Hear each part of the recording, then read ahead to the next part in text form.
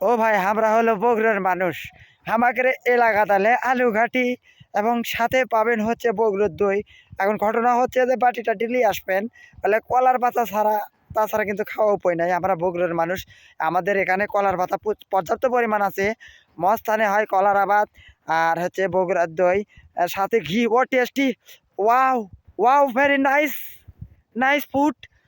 তো সবাই আসবেন, আসবেন। আমাদের বাড়ি কোন দিকে আমি কয়ে দিচ্ছি, শোনেন।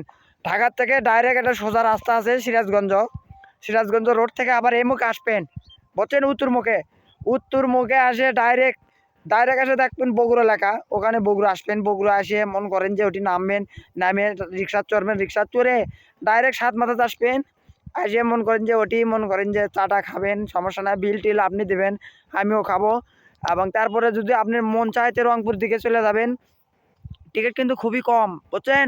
আর বগুড়ার দই মন করেন যে যেটি সেটি আপনারা পাবেন, যেটি সেটি খাবার চাইলে খাওয়া পাবেন। সাথে মন করেন যে বগুড়ার বিভিন্ন ধরনের পার্ক আছে, যেগুলো পার্কে গার্লফ্রেন্ড ছাড়া আহ, আপনারা যেতে আপনাদের মন খারাপ হয়ে যাবে। তো আমি চাচ্ছি না কারো মন খারাপ হোক। তো যারা আসবেন সমস্যা নাই। আর আমি কি বললাম যে রাস্তা তো ছিলেন তো, এই যে ধরেন সিরাজগঞ্জ থেকে ডাইরেক্ট উত্তর মুখে আসবেন। উত্তর মুখে আসলে দেখতে পাবেন আমাদের বগুড়া সিটি। হ্যাঁ, বগুড়া একটা শহর। হ্যাঁ, এই বগুড়া শহরে সবগুলি মাফিয়া, শুধু আমি খালি নিয়ালপা। সবগুলি মন করেন যে একটা ভালো পর্যায়ে আছে, বা সে একটা পার্টির লোক। আর আমরা হচ্ছে যে অসহায় প্লাস্টিক। তো আপনারা আসবেন, সমস্যা নাই, কোনো চাপ নাই। বগুড়ার দই খিলামো, কয়টা খাবেন খান নিয়ে। আর অবশ্যই শোনেন, খালি হাতে আসবেন না, আমাদের জন্য না কিছু আনেন। তার কারণে আপনাদের জন্য তো খরচ মেলা কর্ম। তো খরচ করবে গেলে তো অনেক পরিশ্রম লাগে।